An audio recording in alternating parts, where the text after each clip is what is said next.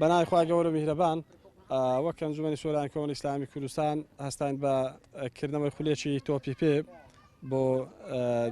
دا تیپ بۆ نەوجەوانان دیارە هەفتەی یەک گەمەیان دوو گەمە ئەڕۆی ئەو ڕۆژ خۆشبەختانە لە یاری کۆتایی بێگەیشتن دوو توپ کەوتنە بەرامبەر یەکدیکە یەکەم و دووەم خەڵات کران هەم کاسمان پێدان هەم جلوبەرجی وەرزشی لەگەڵ مەدالیا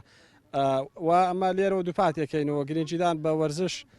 ڕۆڵێکی زۆر تایبەتی هەیە لە دڵخۆشکردنی